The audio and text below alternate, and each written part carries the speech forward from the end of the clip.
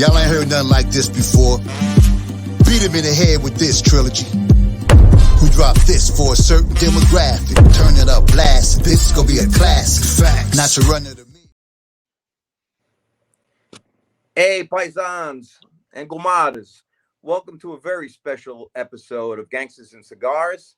It's going to be a two-part series on our Halloween special. Tonight's going to be extra spooky. We got a great guest on tonight. We're going to be talking about the Maloikia. For all my Italian friends and fans out there, we're going to be talking about spiritualism and ghosts and voodoo. I'm Bobby Bacala, your host. My co-host is Shirtless Mike, and I'm actually shirtless. And he's shirtless tonight and looking quite dapper, I might add, Mike. As you all know from watching our series, Mike is the cigar guru. Yep. I'm your organized crime mouthpiece.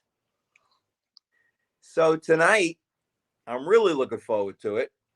I know this lady. We met her, my wife and I, in May. She renewed our vows. She's a very famous New Orleans historian.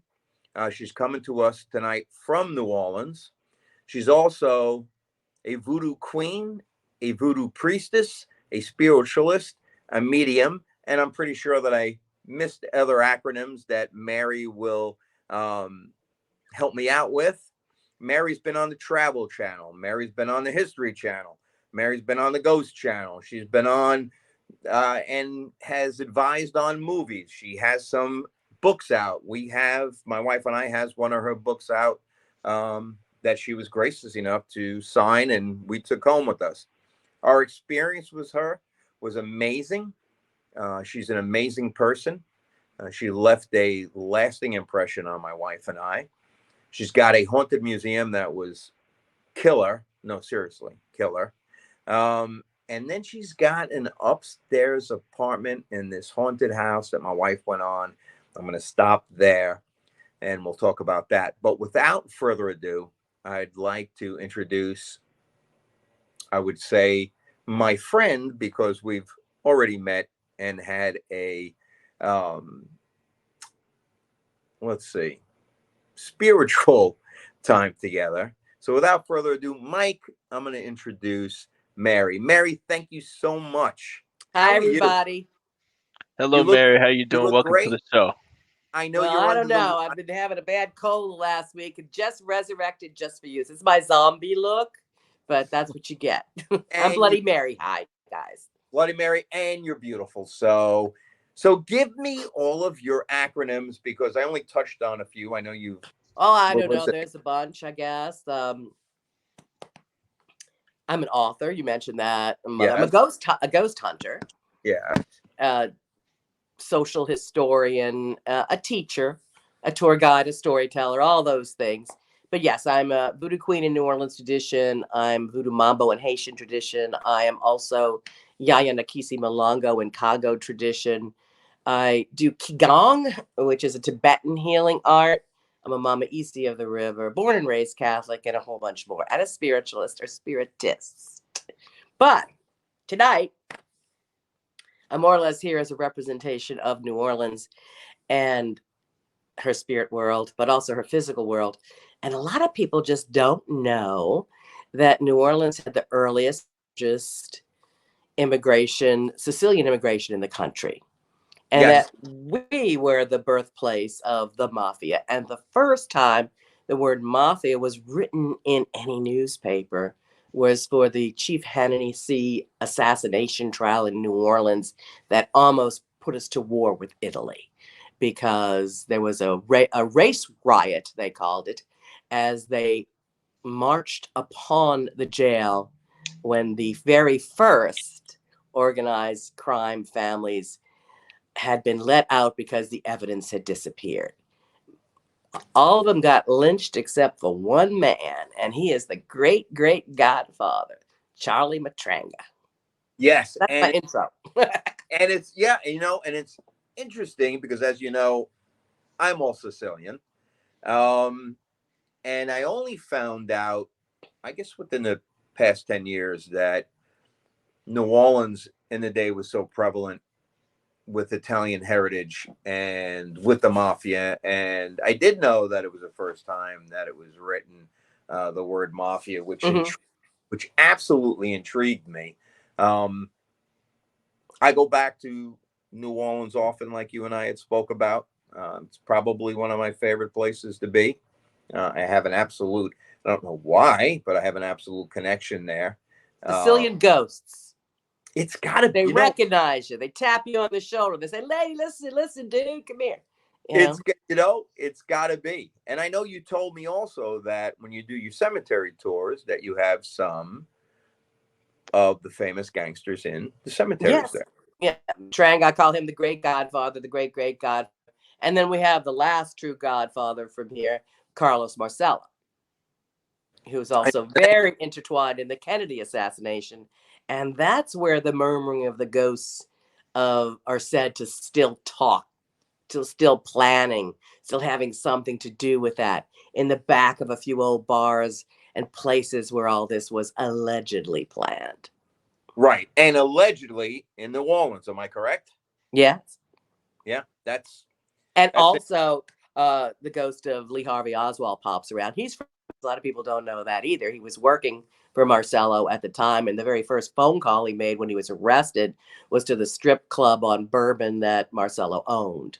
So there was a lot of connections and a lot of conspiracy theories about the whole Kennedy assassination that's very tied to organized crime. But the Chief Hennessy, who was assassinated, he's the one that coined that term, organized crime. And he was sending lots of families and criminals back to Sicily. But his case got so crazy with everybody just going in vigilante form that it literally almost caused a war. We had to pay reparations. Wow. And there is I could send you a picture maybe, but there is a picture of Hennessy's tomb in the graveyard, the richest cemetery in North America. And it is absolutely, well, let's put it this way. It is erected in his honor. And it says that on the side of the tomb. And believe me, it is erected. I'll didn't know. Yeah. I'll send you a picture. Cool. You know, one of the coolest things I think that I enjoyed when we met and speaking to you is that I'm a huge history buff as well. But you bring a whole new meaning of historian in New Orleans. And I find intriguing. No, yeah. And I also know our history is still alive. And I guess maybe I treat it so. I don't know. And the cultural aspects and how it influenced. And it's, it's also, you got a lot of Sicilian food, it's in our food too, it's in our customs, in our food. And, we have a big thing with St. Joseph's Day here, just like they do in Sicily. Yeah, big animal altars, and you carry the fava beans for good luck. And that kind of mixed in a little bit with voodoo and everything else here too. Yeah. So growing up as a kid and being taken to Little Italy every year for the feast of San Gennaro. So I've been there. Yeah, absolutely. So that's interesting. We do it different. We don't do it like a big fair like San Gennaro's did. They have churches and private homes have huge edible altars and big, giant, sometimes several stories tall. The older ones did bars, restaurants, groceries, people's. It used to be when I was a kid, also in people's garages. And, you'd have, eggplant the shape of a cross and a bread Jesus and fig cross, all kind of shapes of things. Right. And then they would kind of sell the food at the end and the money goes to poor, or they give the food to the poor. It's all for charity. But St. Joseph is a big day here, big day in all of them. Well, you figure with, and like you, I born and raised Catholic, hey, with the mafia, you can do a murder on Friday. And if you throw an extra couple bucks in the basket on Sunday, that's what they say. Like another one, Tony Moran had a very famous Diamond Jim Moran, I think was his what he's called, Diamond Jim. He wore $500,000 worth of diamonds on him all the time, and he had a restaurant very popular Most of our mob here had restaurants, businesses, legitimate things. Right. And he served he served diamond rings in the meatballs to the pretty girls, including Marilyn Monroe. And he was best friends with Lucky Luciano. Lucky Luciano spent just as much time here as he did in Chicago. And just what you were saying, it has been quoted and requoted that they were out all night in the bars and sipping communion wine in the morning. You know, like it was just part of what they did. Yes. Sister, well, not sister, I guess she was a sister at the time, but St. Francis Cabrini was sent here after all the problems with the Sicilians, after that Hennessy assassination and everything, to try to set things right. And she had an orphanage, and she was tough and sweet. So she took care of the children in the day, and she made sure those organized crime families donated a lot back to the church to keep them running. So everything did a little bit of everything. Oh, yeah, absolutely. So something interesting that I just read about you that intrigued me. So when I was in your museum with my wife, yes, you had a Masonic Templar regalia hat. By the way, because of you, I went and auctioned and bought 3 of them from the late 1800s. My wife wasn't happy about the money I spent for the 3 of them that I bought, but and it was because of you that I seen it there. And as you know, we spoke. I'm a Mason as well, right? But what it me is your Scottish background. That intrigued me. I didn't know that. Oh yeah, I have a connection to Robert the Bruce. Yes, that's and what even though here, you know, my family's been here for 300 years, and I have a Scottish and French and so many different backgrounds. My first people came from the Alsace-Lorraine area, which was that border, you know, France, Germany, Joan of Arc kind of area. But going back further, there was the Scottish Pict kind of thing, and there's a good amount of Freemasonry history in my bloodline, even though we were 100% Catholic, and as you know, it's supposed to kind of be not good to be a Catholic. Correct. You could not a Freemason. But back in the day when we first got here, they hadn't had the schism with the church yet. Correct. And so we just didn't listen to what Rome had to say after, because we were an abandoned colony from France anyway. So there were many, many priests that were also Freemasons. And you'll see tons of Freemason symbols, names, and part of our history if you just look in the Catholic cemeteries, names too. So absolutely. That was definitely what was going on here as well. We were unique. You know what people don't realize either is nobody really knows what Friday the 13th actually stands for. Well, I've been talking about it on tours for 30 years, so I knew that, you know, it was the day that day, that's when the schism, you know, had come to its final head. But yeah, I mean, it was the Jacques de Molay time, yeah. Yes. Because I do a lot of tours in the Masonic Cemetery. Then they stopped letting people do it. Now I think they let a Freemason do it. But I'd been in there and have family in there, you know, so I've been in there my whole life. All of them, really. Almost all the cemeteries I have some relative in. Did she freeze? Mike, you there? Yeah, I'm here. Yeah, she froze momentarily, but I'm moving as far as I can tell. I'm moving. I don't know. Yeah, she's good. It doesn't show me when I freeze.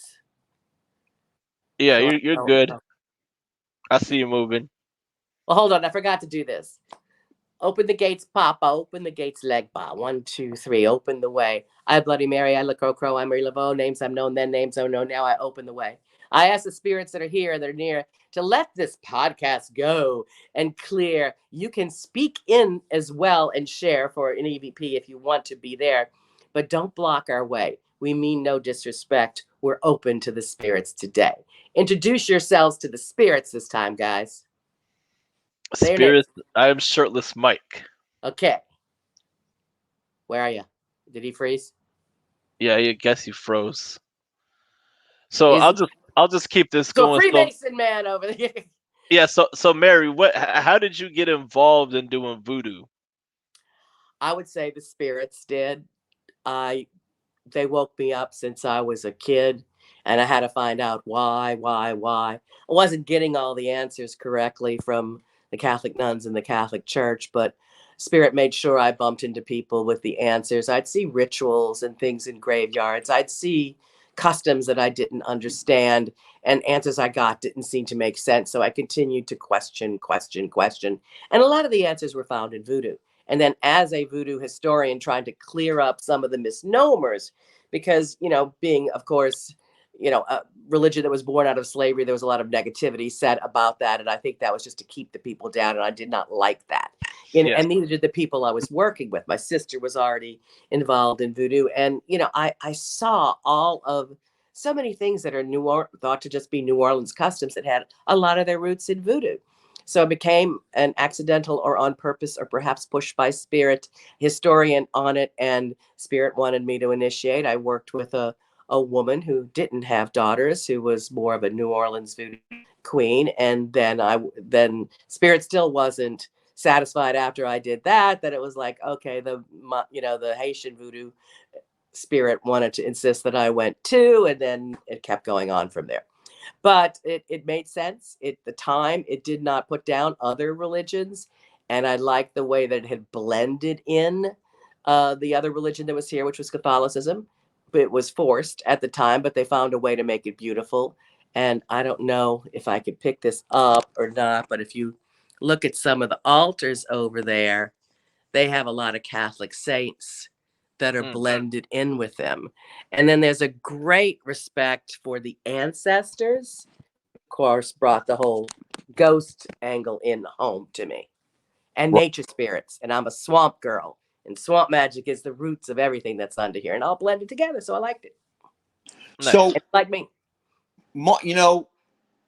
Most people, and I've had this argument with, matter of fact, my nephew and some other friends of mine. Voodoo and Catholicism run very close together, as did Marie Laveau, correct? Marie Laveau was a devout Catholic, born and raised in New Orleans, 1801, died in 1881. She was a young nurse for the church, an incredible healer, a psychic, and a devout Catholic, though they say went to church every day, received communion, and made sure that her people all did too. So, the Latin Catholic areas that met the slave trade, of course, would Catholicize their slaves, but they saw, if this saint does this and that, it must be similar or maybe a cousin to our deity that does this or that. And they got to make, an interchange and actually honor both at the same time. Some will go so far as to say they had to hide behind a veneer of Catholicism, but nothing was hidden here. In other areas, perhaps, but not here. They had open voodoo rituals in Congo Square for all to go to. Excuse me, I had a cold. People, white, black, brown, every color in between, were in line to go see Marie Laveau at her house to get healed. Everybody dabbled in an aspect of it, and it was a musical religion and a dance religion. I think that's what people forget. The Catholics were not against in music, but many of the Protestant religions were. Right. So, that part was okay. So when they drummed and they beat the drum and had the open market and did all the dancing after they went to church, people just kind of follow them there. And most of the areas that there's a New World form of diasporic voodoo would be areas that were Catholic and that have a sort of music that it goes with them, like Cuba, like Haiti, like Brazil, like here. Yep. Yeah, no, absolutely. I get it. They made the best of a terrible situation. So, Being forced into another religion. Well, I see the power in this religion. Get on board. Let's see what it is. And, they eventually, some of us saw the beauty and the innocence that was voodoo, and they didn't start doing all the other stuff and talking so bad about it until after Civil War, turn of the 20th century and stuff, at least here. And New Orleans voodoo is different than Haitian voodoo or Cuban voodoo because, New Orleans is in Cuba. New Orleans is in Haiti, but there's similarities. Exactly. So, but they all have cigars, right? So there is a cigar element to a lot of the rituals, except instead of the way you're smoking it, they smoke it. So when I smoke a cigar, I smoke it backwards and shotgun it to them. shotgun it to the statues, you shotgun it to the room, you shotgun it to the four corners. You blow and cleanse someone off, even in a wedding. I might not have done it for you that day, but I would have, could have, should have, if I knew. You could blow the smoke around, your perimeter to cleanse off any negativity. So smoke, to both Native Americans, to African shamans and others, tobacco was sacred. So they used it like a cleansing herb. It wasn't go run for the sage. You used your damn tobacco. Right. And we still do, Mm-hmm. So there's definitely cigars involved in voodoo, That's interesting. Now, in Native American culture, I was at a cigar lounge down in Miami, and somebody was saying, you leave it, you leave your cigar on the feet of the Native American, that and I forgot what he said, but it's like a spiritual thing. So yeah, it's a cleansing, it's an offering. Prayer tithes can be little packets of tobacco that are given. Usually it's a pipe a lot of times instead of a cigar, but in voodoo it's almost always the cigar, or some of the different religions.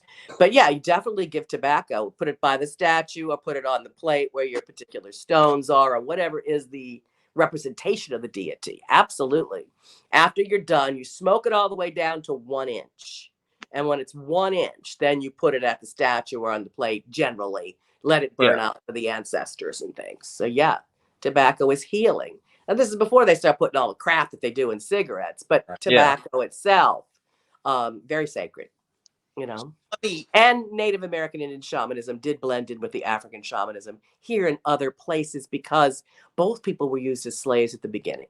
So they intermarried bodies and souls. And who was going to survive an area without being or be, understanding the Native American Indian knowledge of the area, especially here in a big, old, giant-ass swamp. Yeah, exactly. People were really dependent upon each other, whether they agreed or not. They were dependent. So I'm intrigued about the home you own that has the museum downstairs, and then you let us upstairs. No, that is not my home. That's not. I'm in my home now. This home temple that I'm in. That was my business. I leased the building. I redid the building after a small fire 6 years ago, and turned it into my museum and my shop and my courtyard for weddings and things like that. And yes, it's a 200-year-old building with 200 years of life and death, including a modern, what I call blood print and ghost story that is involved with it. True crime. Now, true crime is the base, the beginnings of a hell of a lot of ghost stories, Correct. I mean, it's a dramatic mark, but you don't have to die in a place to haunt it. That's a misnomer. It could just be people protecting and watching over. So we have 13 regular ghosts, plus the 2 that you're talking about. So go on, what you going to say? So you let us go upstairs, and you yes. closed the door and said, let me know when we come down. And as you know, I told you when I went upstairs, there was a murder-suicide that I was not aware of when I came down. Now, I have to say that the feeling I got in the back room where the children were, was extremely foreboding. Really? Because that's not usually the room that gets you. Well, unless you're just afraid of dolls, because there's 100 dolls in there. Yeah, no, it's... You're afraid of dolls. So, I've worked, homicide a good part of my career at a 30. So, I got that connection when I went upstairs, and I looked towards the kitchen, and I turned to my wife, Dawn. I said, oh, there was a murder-suicide here. She goes, no, there wasn't. How would you know that? I said, well, I'm just telling you. Yeah. So it's children that get me naturally, because... A lot of people get creeped out of children. I don't. I'm their spirit mom. So I think, I play with them. I give them toys, candy. What? I've only seen the horrible side when it comes to dealing with children and homicide children. And so when I walked in there, I was like, I'm just not good here. I've got a voodoo story for you, actually. Okay. But I mean, as far as I know, there was no murder of a child or anything like that associated with the building, at least on record. I do know that 13 babies were born in that room to one family that lived there. Interesting. And with those records, one would assume there'd be a couple of stillborns in there with the horrible mortality rate that New Orleans had. But I don't know of a violent crime that was ever committed there. And the two children that show themselves there, they're usually pretty friendly. Though some people just get it in the gut just from children themselves, or because they can't stand dolls. Dolls don't bother But the me. guy might have followed you. I mean, they're not stuck in one area, even Right. though the murder-suicide spirits have different aspects of them that show up in the kitchen and in the living room. It's not that they couldn't walk in that room, or when you walked in and said, oh, there's a murder-suicide, couldn't have followed you as well. I gotcha. So that they are very big in trying to tell you a story through what we call empathic paranormal, that you feel what happened. Right. Or did you feel something? Yeah, absolutely. I mean, as soon as I walked upstairs and I turned and looked at the kitchen area, the first words out of my mouth were, there was a murder-suicide. Well, the murder was there. The suicide was elsewhere, but it was contemplated there. The spirit of the murderer and suicide came back there after he jumped because he left something on the stove, and he cut her up in the bathtub. So there was a lot of energy there that embedded it into the place, into the walls, into the fiber. Now, one of those little boys, the little girl that are in that room, the little boy witnessed the murder, and whenever people that are 6'7", like the murderer, come, is very afraid, and he retreats into a little closet. Other times he wants you to play, and he tries to drag you in, or drops a doll, or throws a coin at you to get your attention. But she's there, and she can be friendly. She can want to go out and drink with you, or she can make you feel her pain, not her pain as much as her sorrow.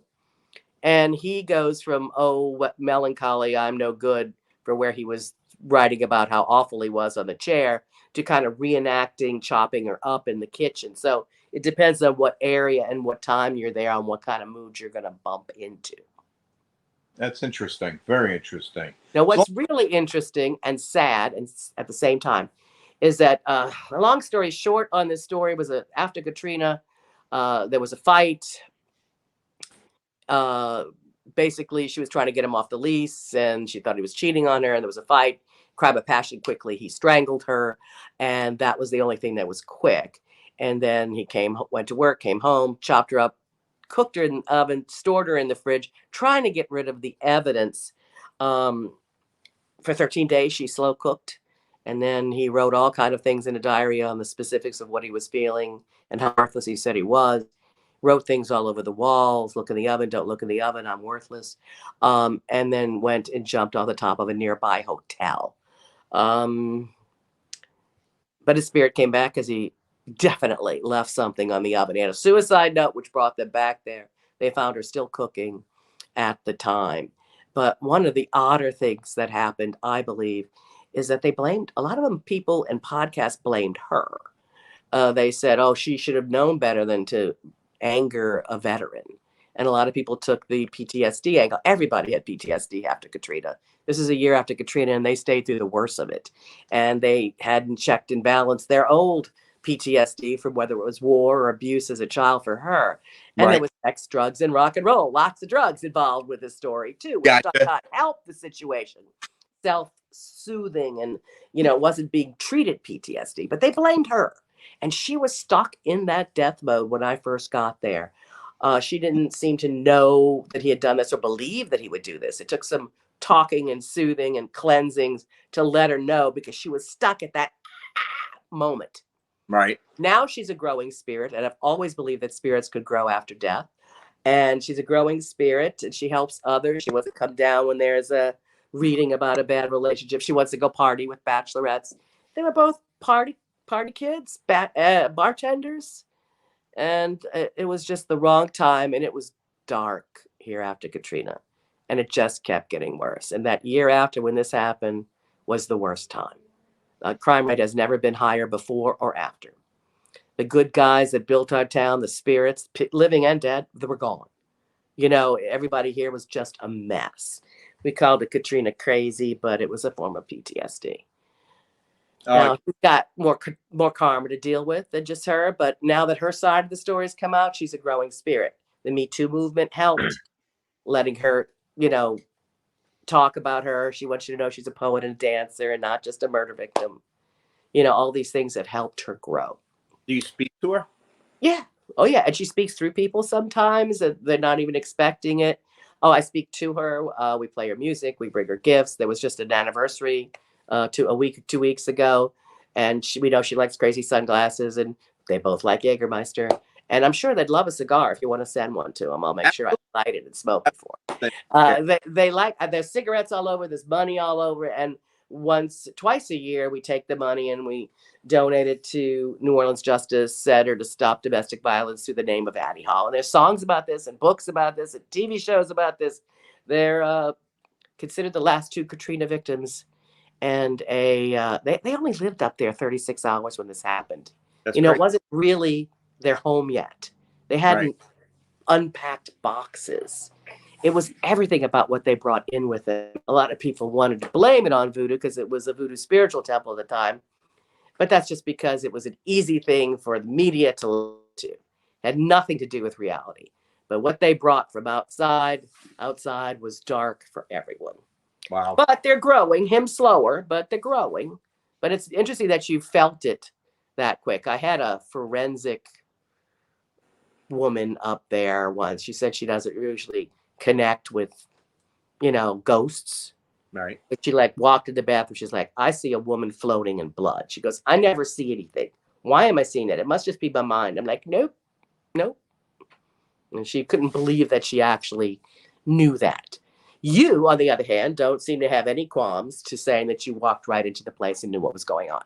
You have to be in touch with your intuitive side as a detective or as, any of these things, right? Right. I mean, you have to know your gut or the people you're talking to who's lying. You have to feel the room. Absolutely. And that room definitely has vibrations that talk. What was, and I hate to bring this up, so correct me if I'm wrong, or have you encountered through other people, because you always hear about demon spirits and dark spirits, and and every time you turn on a paranormal show or hashtag it's a demon, go on. Yeah, I mean, it's like, I think I have all kinds that I meet out there, and I think it's very rarely anything demonic. Or there's some nasty people, some angry people, some people that don't know what's going on. Sure, there's some great people at angelic. Hey, a few. There's all kinds out there, just like there's all kinds in your work, right? They're not all demons. Yeah, absolutely. I find, and I know because naturally the TV, they need to sell episodes and shows. They need to keep the people. Drama.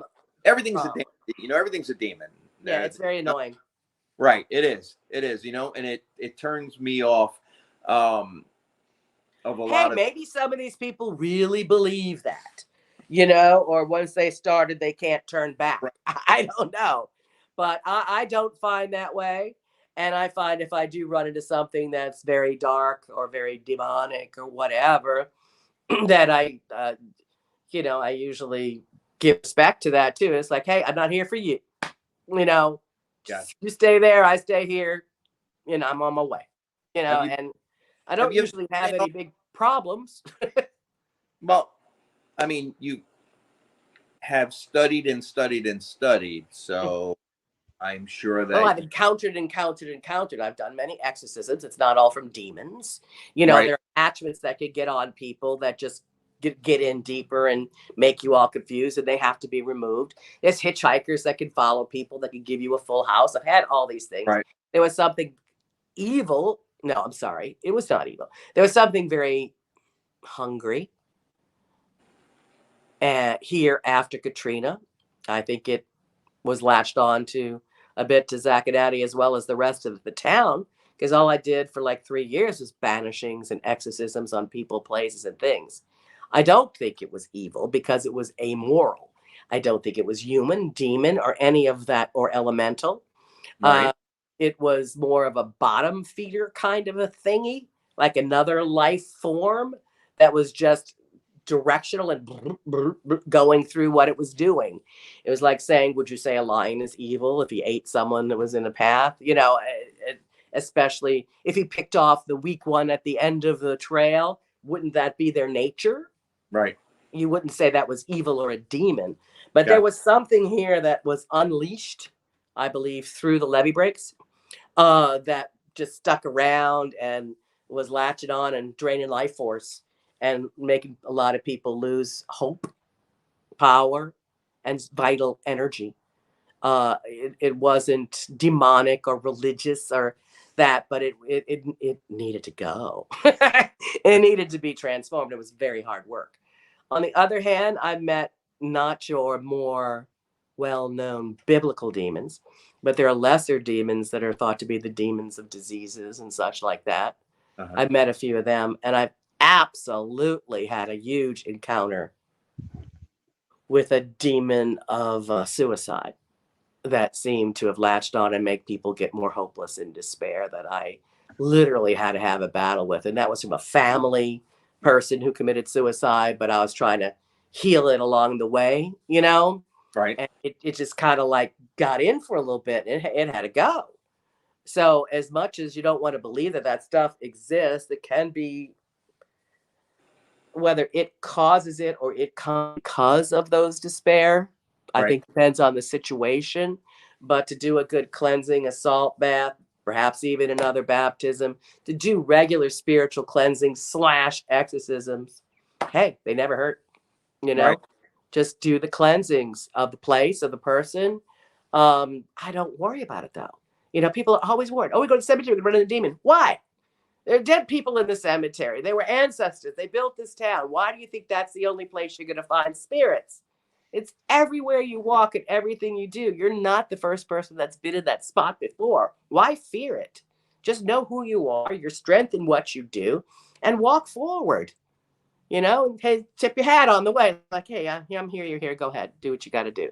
But we're not alone. There are many multi-dimensions around. And all you got to do is light up a cigar, you know? They'll be fine. But spirits love spirits too, so we give a little libation here as well. No, and we did that when we were there with you. We did that for the renewal. Yes, we did. I mean, that's just a normal thing that I do. I know it might be foreign to others, but I said we feed the spirits, sweeten them up. You know, cleansing that we did with. We might have did the parchment one or the egg one. I do two different versions. Parchment, the writing down negativities, and I mean, folding it away, burning it away. Yeah, absolutely.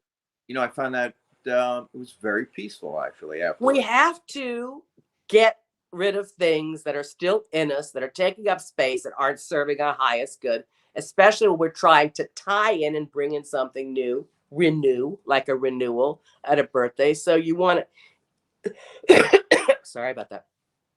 I'm sure you've noticed in life that, you know, if new things are coming in, sometimes other things are taken away from you at the same time. It's just kind of like, whoa, you know, if you purge away that what's not serving you first, you have room for the new things. So you claim them, you agree to them and get rid of them. Don't let universe take away something to make the room. You do it. So sometimes we also roll an egg in oil or salt and brush that off you. But definitely before you do something new, make room for it and cleanse away what's not serving you. That's just a balance thing, you know?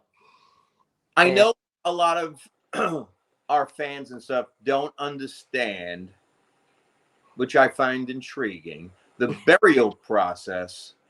Oh, in New Orleans? Can you I mean, it's very European. It's European Latin Catholic.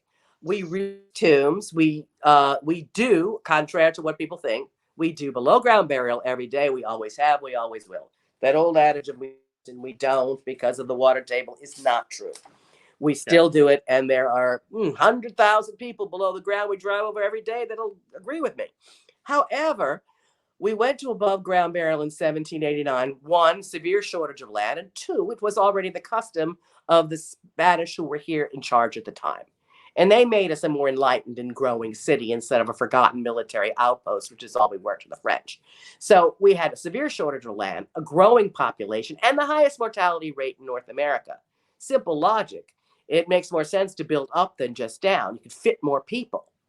You know, we have no bedrock, so it was a very slow growing city, but we became very rich and rapidly were filled up, and people were dying left and right of the side.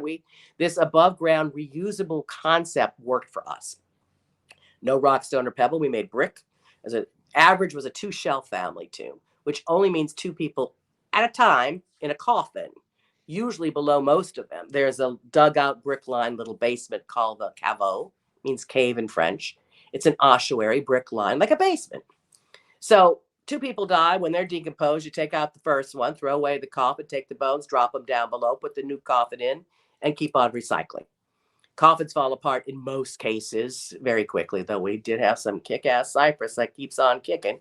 But most of the time, you just toss or burn the coffin, drop the bones, put a new coffin in. All family members, I guess a friend can go in there. You can bring shirtless Mike. That's okay. You don't have to be bloodline connected to him. You can even will it to him if you don't have any kids. But you've got, you would continue to reuse the same tomb.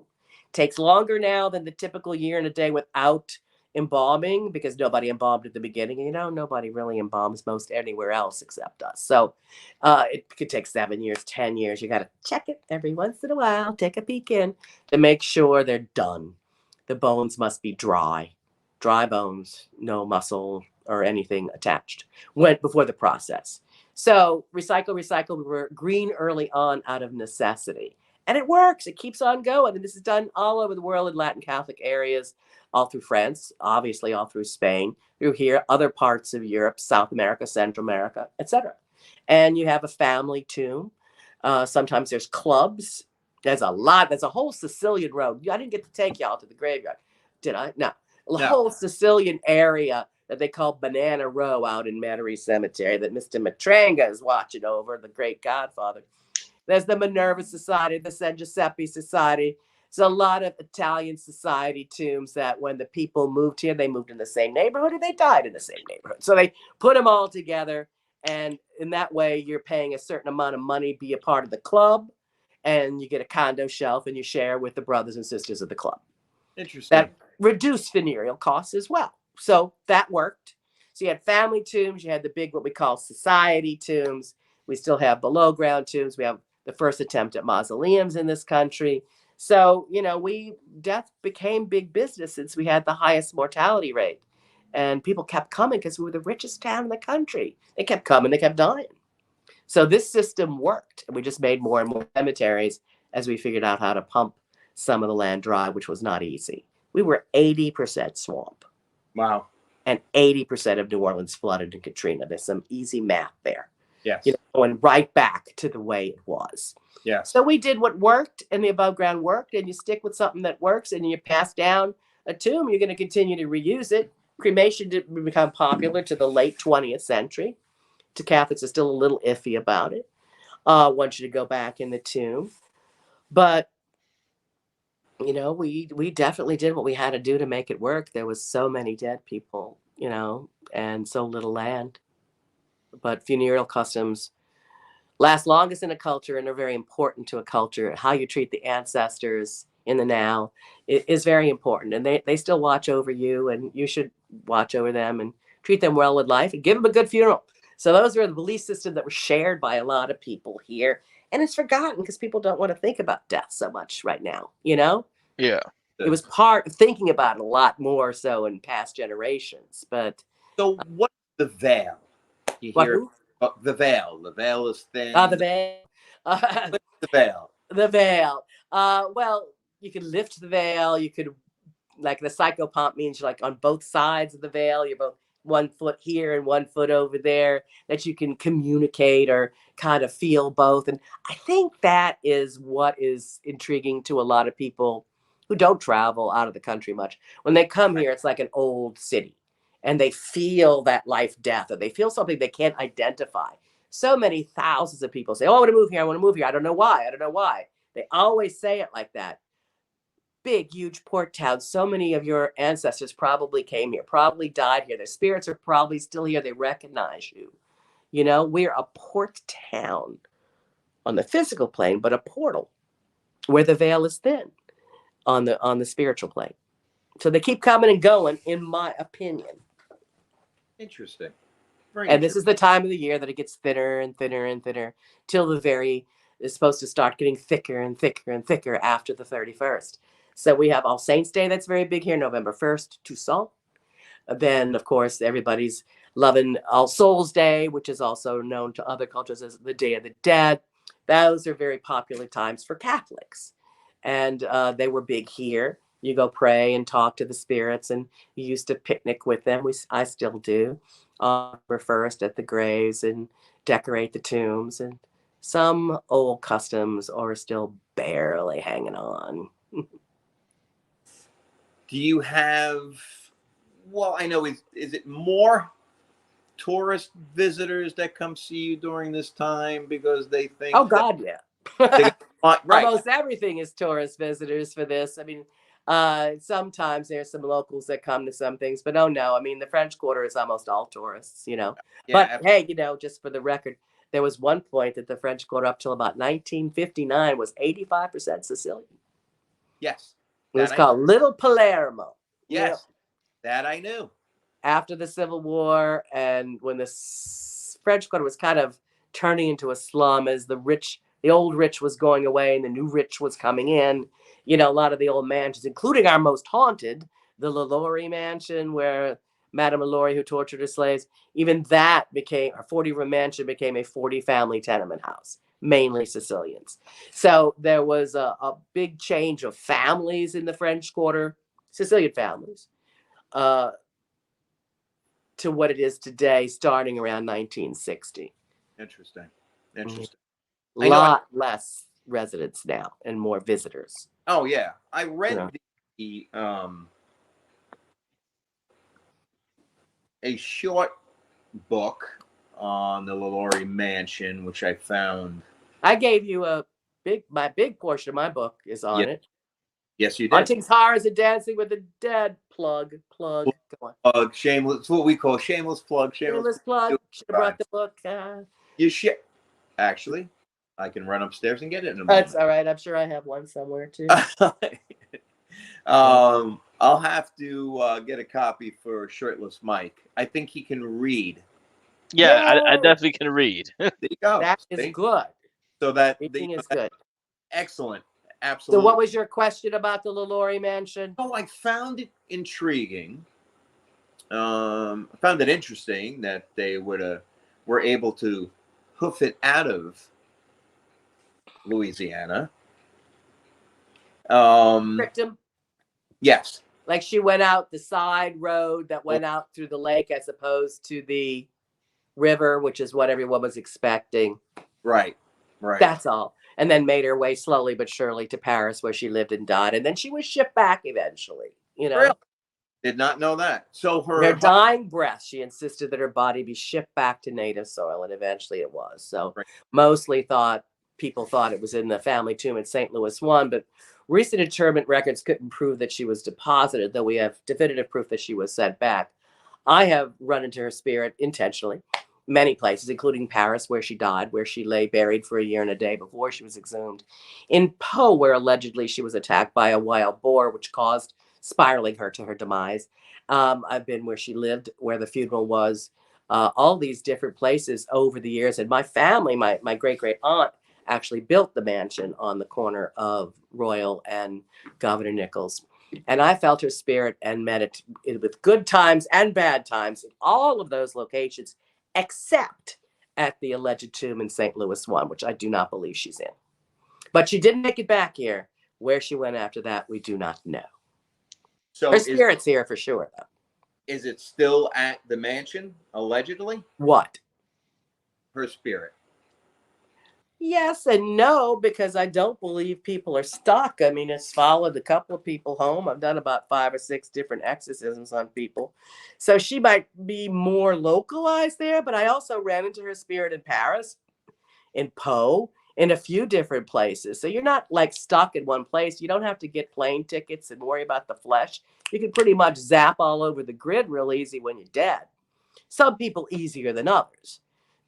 Some might have to hitchhike. Some might, they say that you could retrace your steps of life and death. It's like you left little breadcrumbs all along the way. Right. But you could also be where your bloodline is. or maybe through a haunted item. That's why I have the haunted item collection. Like I have several pieces of the LaLaurie mansion, a nail from the attic that allegedly caused the somewhat possession on a girl that I had to do an exorcism. Excuse me, from the LaLaurie on. I had to do an exorcism. Actually, 5 people, different times. So she gets around. Her astral fangs have a very long reach. She's hungry. But yeah, she's there, but she's not only there. But she was not. And I've been there thousands of times. She was never once felt at the tomb, which I thought was very interesting and telling, that she was shipped back, but she might not have got put in. Interesting.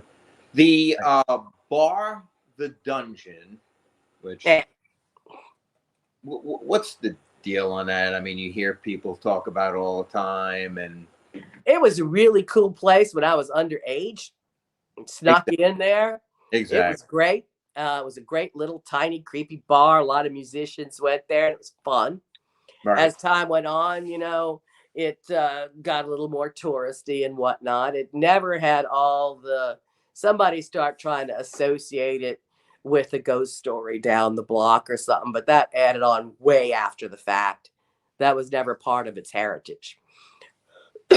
So I don't know if that's what you're talking about or not. It was. However, you've heard both, but it was always that this, the story began too later on. So, which would lead me to believe that most of it was developed for tourism, because hey, let's go hang out at a haunted bar. Which the Sultan stuff. Yes, totally not true. Zero to do with the place. Zero. Added on later. The Sultan story doesn't even have a hell of a lot of validity, which was several blocks away. It had nothing to do with that building. Zero. That wasn't added on until maybe 2000 and let's see if he got here in 1990, maybe around 2000 or something. But I was there way longer ago than that in my underage days, and I've always been into ghosts, and I'm not saying it doesn't have ghosts, because ghosts are everywhere in the French Quarter. They don't all have a story. I mean, there's another place trying to say that they're the house of the axe murderer, and they found his axe. Like, number one, it's an unsolved crime. Okay, so he never had his own axe. He used the other people's axe, but they just lashed on his story and tried to put it on their building. So it's not, but I do believe that there's probably a ghost or two there, because there's always some kind of story of an incident that's going on, but you couldn't walk down the street if you just try to talk about, oh, this happened to me there. Right. But it's not a story, and it was not the Sultan. So people start to graft stories onto places if they can, especially if there was no one to think that was around there before that was into this. It's like, no, you can't just jump in and do that. What about ghosts, Lafitte's? Lafitte's is Lafitte's is very haunted, yes. By not only Jean Lafitte, but by modern people, colonial people, and everybody in between. I've had 1,001 experiences in Lafitte's. I've got that detailed in the book. Yes, built somewhere between 1762 and 1772. There's not an exact date. It was a private club and a private home that was used by the Lafitte brothers and past pirate / Freemason Dominic Yu. Yes. Most of the pirates back, were all Freemasons anyway, and the men out at sea. And we found a lot of Masonic symbols on the boats and things. And it was funny that there was a group of guys in the back that I run into now and that. And a lot of times they're hungover and drunk, but they're always after the booty. They're taking jewelry, but they're swarthy and protective too. And when I asked their names, I got a name that could have a double meaning. I said, "Oh, what's your name?" And it was like, "We're the Builders." Now, that could be an answer with a Freemasonry twist too. Of the cornerstone. Right? Yes, go ahead. Go on. No, I said the cornerstone. Go ahead. Yeah. So like they said they were the Builders. I'm like, okay, then I salute you as a group as the Builders. That is what I was told. So I thought that was interesting as well. So there's a group in the back that are still there.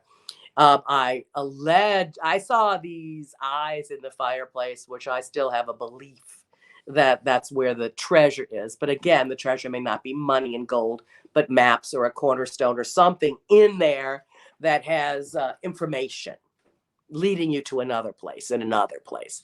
But there's all sorts of history that is kept in there. And history that was made in there. Oh, so there's modern ghost in there too, and it's got hundreds. It's just so crowded half the time you're really unable to necessarily catch on to it. But so they smoke, they drink, they do everything everyone else does. And if it's the oldest bar in the country, because there's a few people fighting for that title, I say they don't need a GPS to find their way back. They just keep just give them some rum, or prefer tequila, actually.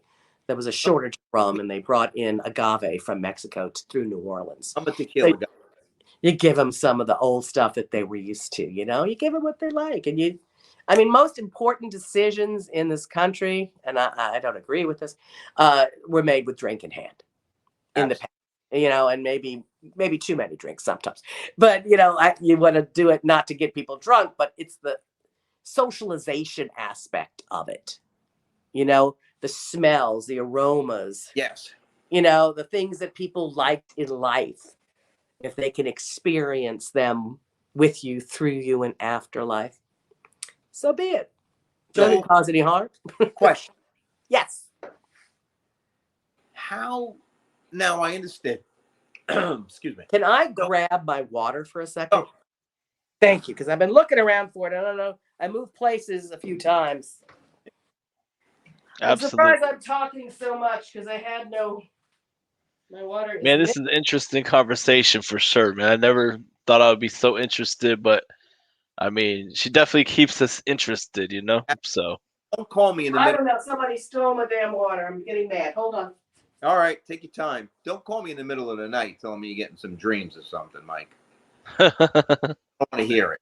Oh, you'll be the first one I'm going to call. That's right. I don't sleep, brother. I have my demons. I don't sleep, man. I feel you. Yeah. I sleep weird hours, as you know. Yeah. Yes, you do. Yes, you do. I'm just stoked that she made time for us, man. I mean, it's just so cool. It's her busy time. She's not feeling well. And she made time for us. And a couple of technical difficulties on my end. I don't know why. But yeah. I'm just stoked. That's the podcast life. We just keep moving with it. And you guys did, which was cool, until I was able to figure out exactly what the heck was going on. Maybe it was the Maloikia. I decided to go to the bathroom too. Sorry. All right. I figured I'd take it all in one break, and y'all can edit it. Let me take a sip. No, I think I might keep it. We had some good small talk in between, so this is raw and uncut. So what? It was a bug. What trick? What? How do you? I mean, all of a sudden, like, you hear somebody speaking to you, or you see something, or how does this work? Never ever the same way. So the spirit, in a dream, might hear something, might just know something, might smell something, might be grabbed on the shoulder, tapped on the shoulder here, over here.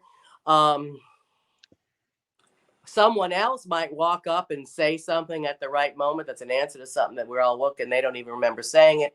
I might be that person. I've been told on many occasions I said something about a story and questioned about it. I'm like, oh, I didn't say that. And it was like, oh, yes, you did. I'm like, no, I didn't. And then I find out that I'm channeling what the spirit is saying. And then I, therefore, am intrigued. And I go find out and find the proof that, oh, they were giving me a hint and helping me to go find, let's say, the key to their story, a different piece of the puzzle. So there's 1,000 different ways. We also have some equipment that we use. Sometimes we get words over ghost boxes and things, though I'm more of an intuition person. So I'll just know we do automatic writing. I do seance, and I'm a medium, so I get images and pictures. But that's more for one-on-one, like talking to people, as opposed to the spirits in the place. But just like you, when you walk in a place and you said, oh, there's murder-suicide here, then I would sit down and be still and stop thinking. Because the beta brain waves make us analyze and put things together. And you don't want to be thinking. You want it to flow first. And if you have to do your calculations like you might as a investigator or something after, but you want that to flow through. So to keep open so more would keep flowing. Gotcha. Pay attention to the visuals, send messages back and forth, ask for a sign, whether it's something, movement, or a sign. I will cook for spirit. I mean, I'll do all kinds of different things. And it's always different. Different triggers get different responses. It's about both sender and receiver's ability. Mm. You know, so I hear more than I see, but I see. I feel more than I hear. You know, I occasionally smell things that aren't there that are also, you know, triggers or clues. So it's always different, you know. There's a lot of empathic paranormal going on where I am, which I find very fascinating how much quicker stories can be told. For one example, I'll tell you a quick one. The rest will be in my book. A woman walks into the kitchen upstairs like you were going to look in that day, right? And she walks in, she goes, "Oh, I feel a fight." And I'm like, "Yeah, you know." And then she turns to the stove. She's like, sorry. She turns to the stove and she's like, "Oh, and I feel a woman that doesn't want to be cooking." I'm like, well, I can guarantee you she doesn't want to be cooking. But it's not the way you're thinking, because she's thinking, but she flowed the right thing. Right. She had to like put it in somewhere where it makes sense. Right. She was and did not want to be cooking. Yeah. No, I wouldn't want to be cooking that way either.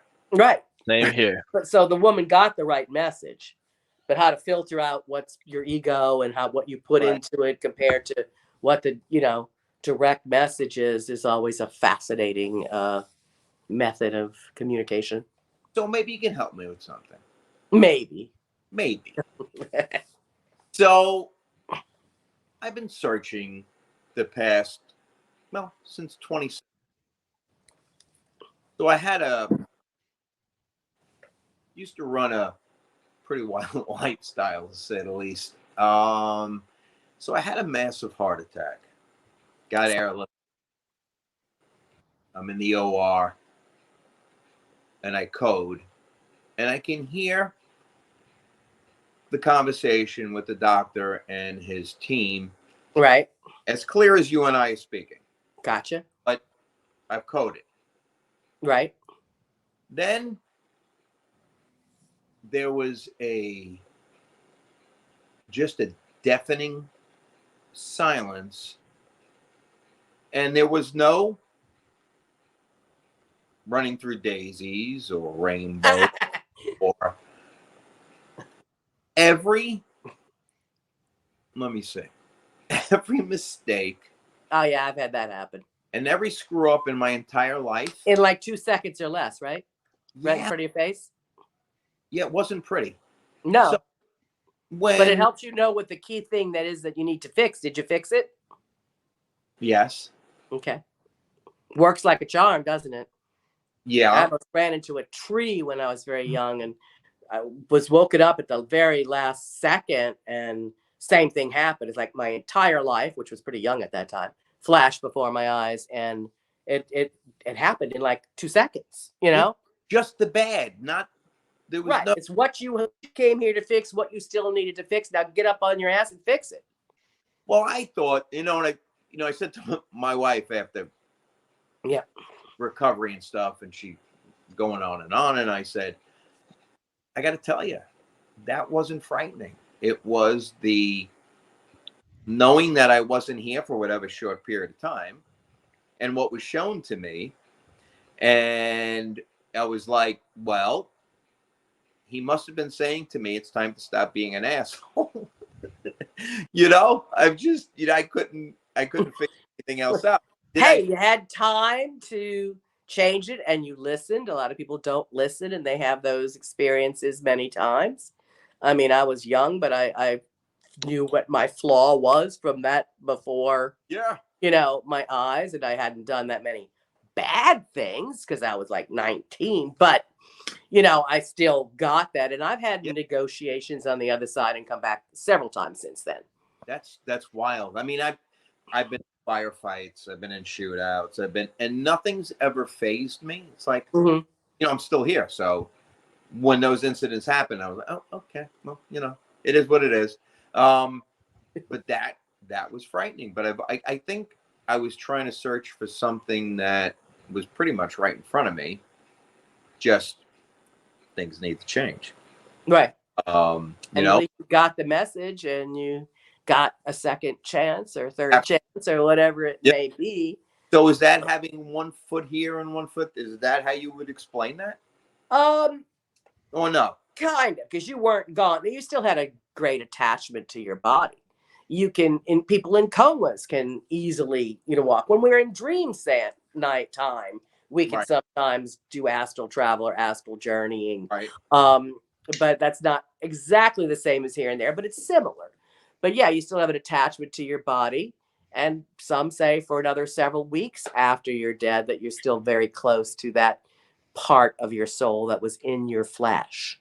So kind of, but you could do that while you're awake, and conscious is more of the working with the spirit. So taking that experience and finding that quietness, like you said you had before. Right. You got the experience. Sometimes it's a humming and you're just kind of in and out, or you're just walking away. Just go with it and not be afraid. So you hurry up and return. Just trust it and go with it.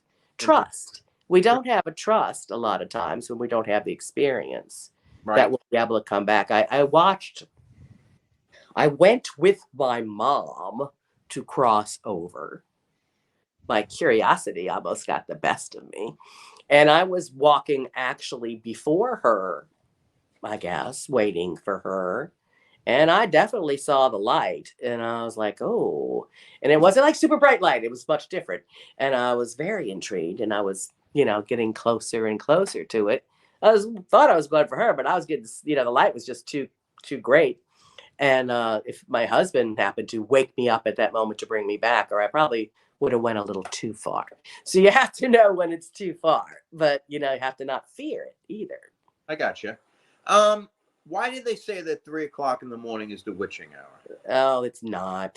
All right. So where did they say that in the past 15 years since paranormal shows are popular? In fact, they don't say that. They say 2 a.m., but whatever. Whatever. Before that, it was midnight. It changes.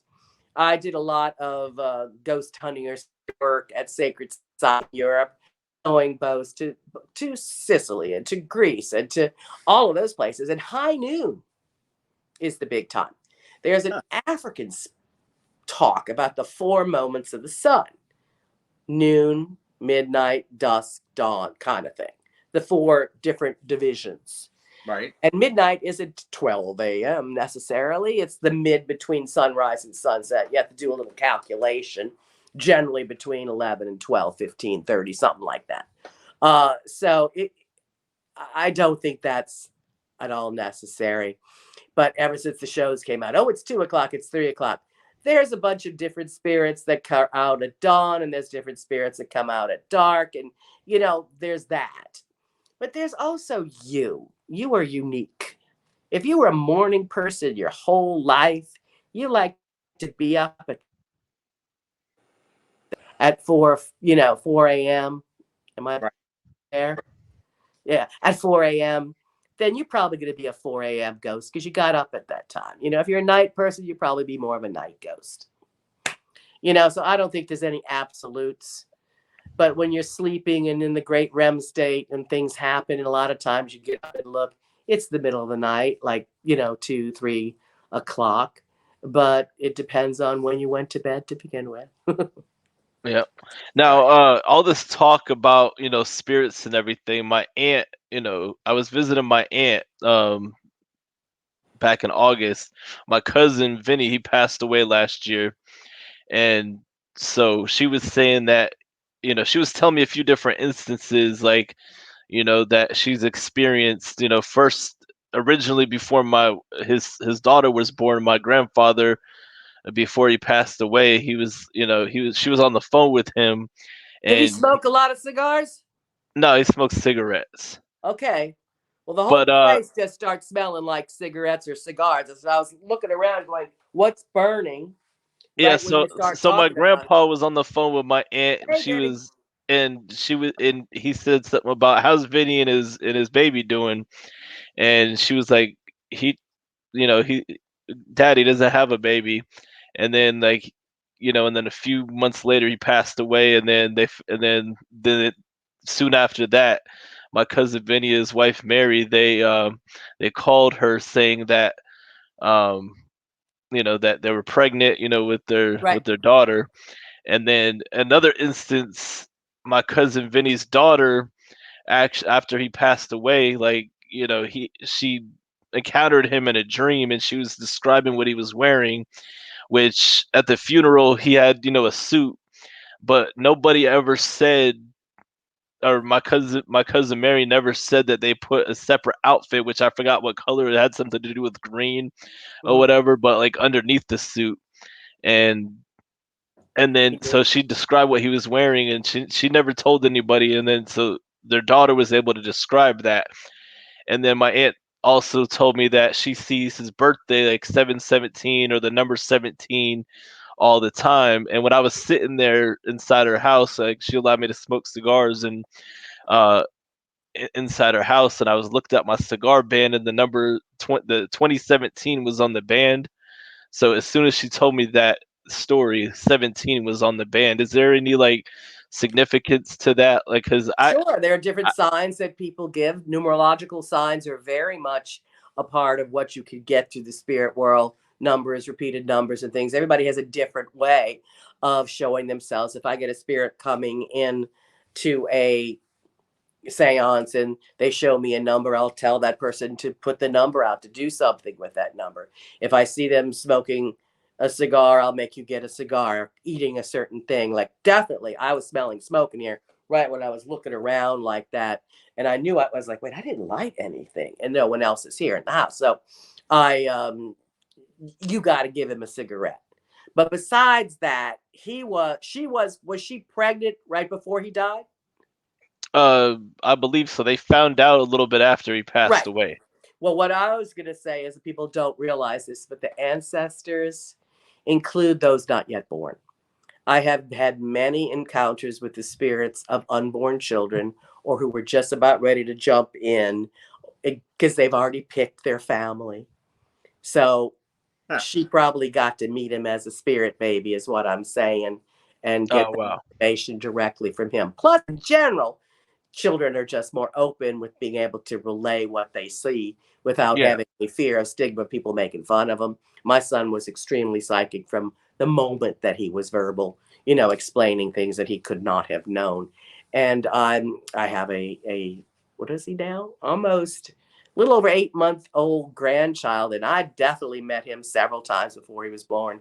Knew she was pregnant with him and all that before she told me. And yes, they count too, because they've already chosen their family, Oh, wow. You can definitely communicate. So you get just, and I know you just said that when you were talking to Mike about smelling smoke and stuff. Yeah, I wasn't even trying. I was just kind of looking around.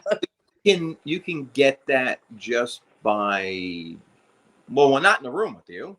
Oh yeah, no, I do things remotely. As I said, remote, going to other people's houses, but their spirit, as I told you, they don't have to hop a plane. I'm talking to you about them and something came in here. Yeah, and if I was doing a reading with you on the phone, you're not here. So yes, you could do things remotely, Zoom, phone, doesn't matter. That's called remotely. Or I might be able to go, to your house if something, let's say you were saying you were having a disruption in your house. I might be able to check on it astrally in my sleep to make sure everything was okay. There's different ways that you work. But yeah, spirits get around like a charm. They don't have to. They don't have to deal with what we have to deal with. I know a woman called you panicking when we were there with you. Oh God, no. And Are you still there, Mary? I'm still here, but All right. kept ringing. Sorry, it's get. Oh, yeah. That happens when Time. people's phones ring. It's that time. People are calling about tour. I gotcha. Well, we won't keep you that much longer. What was the question? No, I just know when we were there with you that a woman called you in a panic, and then you actually took care of whatever her disruption was over the phone. And I found that, Oh, I don't remember. I get those kind of calls all the time. No, but I'm saying it was like a 911 call to Mary, and I guess you set her at ease, but you told her exactly what you just said now. Okay. That you said that in the evening that you would check on her, Mm-hmm. call her in the morning, and you just said that sometimes you'll sleep And I'll be able to go check. Yeah, because I can't obviously fly all over the place. That's kind of cool, because I was there when you told somebody that. So, and of course, I wouldn't remember that because I get kind of crazy calls. In fact, usually it's this time of year in October that they start coming in. Right. You weren't here in October, but No. in October, and that also to say to everyone, it's like, look, chill. It's October. Yeah. It'll calm down itself. Do this, do that, try that. If it doesn't stop, call me back in a few days. Right. Well, and I can tell them some simple things to do at home. Well, and I can't drop everything for anyone, on a real crazy busy time, but I try when I can. No, and you did for us, and I'm so pleased. But I'm glad you're not getting any negative vibes as you and I are speaking, so I can sleep. Oh, no. I just got frantic when I didn't know it was going to be video, because now I got to look like this for them. But whatever. It's okay. I've been at home with a cold for 5 days, so it's just been I'm glad. But my brain's working, so that's okay. Oh, yeah, absolutely. So no vibes from Mike and I before we... No vibes? No. You're talking about spirit stuff to say? No. True. Say again. I didn't get the question. Nothing's coming through on the spiritual realm on your side? I'm just Vinny. Just Vinny's right there next to you. All you got to do is give him a cigarette and he'll come through. He's a wisecracker, and that's a word that I haven't used in a long time. Huh. My mother or my father used to use that term. Wisecracker. Was he a little joke guy or something? Joking a lot? Oh yeah. Yeah, he's a wisecracker. That is the word I hear. But yeah, give him a cigarette and he'll just hang with you. So and you, I don't know. I mean, you're in the dark more. It's harder to see you, but I mean, you always seem to have good energy and interesting energy around you. I noticed that when y'all were here. You were a little standoffish for a minute about something. Was it about the coffin? Was there a coffin in the hallway that you freaked out over? No, I was freaking because I wanted your Templar. Oh, well, that's where it was, on the coffin. Yes. Yeah, it was a coffin that was a stage prop in Interview with the Vampire. It was a kid's coffin, but it was a display from that show. It was not, and it had, but I had the her second husband was a barrister and a Freemason, Jean Blanc. Right. I stopped as soon as we walked in at the coffin. You're correct. You're 100% correct. Yeah, and that's where the hat was. That hat in a lot of ceremonies. I like that hat. Well, I bought 3 of them now because of you. And you got all of that money. They're lovely hats on top of it. I mean, they're really beautiful. They're sturdy. They're well made. And they carry the energy of the Freemasons before you. Yes. So that's an occult collection. And so while that person wore that hat in those ceremonies and you wear that hat in yours, you have him at your side. Maybe he wants a cigar. Absolutely. Yeah. So no little Italian woman with a really attitude comes paid your visits. You and I have been speaking. No, I haven't heard it, but you said that, and I might be wrong, but the first thing I heard was redhead, but I don't know if that's true. No. There's like a redheads around you, but that's about it. No, not yet. Not yet. Yeah. They don't all come through when you want them to, but what's her full name? So her name is Caligera. First name? First name was Caligera. Last name is Caruso. But she went by... Say it again? So her real name is Caligera. Okay. We got to say her full name all in a row. So Caligera Caruso, but she went by Linda because she decided that Caligera was too hard for people here to remember. Well, so I say that you get some paper and write, and she likes old-fashioned stationery. To write her a letter, and she wants it handwritten. Write her a letter about what you want to say, and I guess she was. It's not that hard of a guess that she was very religious, but she wants you to pray more. Yeah. She's the matriarch of the family. Yeah, but write her a letter on stationery. It's like light pink, and just write her a letter. She's very formal. She'd like to hear from you like that. That's all I'm getting for a quick mediumship. What do we do with the letter? I leave it in the house. You can find a little area, get a book, get a journal for her, get an area where her picture is, put it under her picture. It's like the calm version of. Well, actually, do you have a statue of Mary in the house? I do have a statue in the house. Yeah. Put it under that, behind that, under that, around that. That'll get it to her. Cool. I am going to thank you. Thank you. I must get back to my dungeon.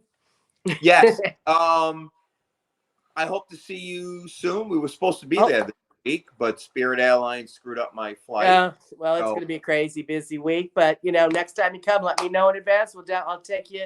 I'm going to try to remember to send. I think I've got your email to send you that picture of the tomb that was erected by his countrymen and a few others.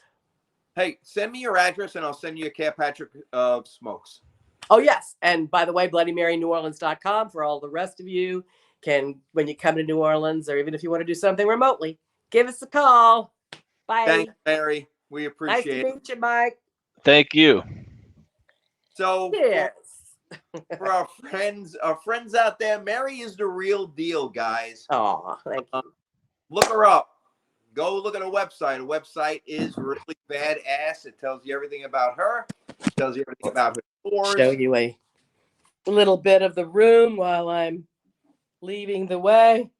Very cool. And I will send you a picture of my book and of the tomb. See you later. You. Bye. Have a good one, Mary. Bye. So that was amazing, dude. That was fun. That was absolutely amazing. I'm going to try to make it back outside to light up the cigar for 2 minutes. This has been, an hour and a half episode? Yeah, close to an hour, 21 minutes. It's amazing, man. Tomorrow we have part 2. Yes, sir. Which part 2 is going to be great tomorrow. A review, being that we haven't even really spoke about it. Yeah. I'll tell you this. We were smoking so for everybody out there watching, we were smoking the Tatuaje Jekyll, Monster Jekyll, which is basically a Lancero. And, we sell it at Smoke Ring 72. So, get it while it's there. It's an Ecuadorian Sancti Spiritus. That's the name of the wrapper leaf, and then Biter and Filler's Nicaraguan. Personally, I'm a Lancero fan, so it definitely was a good cigar. I actually smoked the whole thing because I was just enjoying the conversation. I probably asked more questions than I have in the past, but my mind was just working. But it was a good cigar, so yeah. Well, Bobby has frozen on us. I'm gonna go ahead and end this. So let me see if I can remember what Bobby says real quick. If I don't know if he can hear me, but basically we're gonna say this. Y'all have a good night. I can't remember the saying, but I'm gonna have to have it written down. But you guys have a great night. Peace.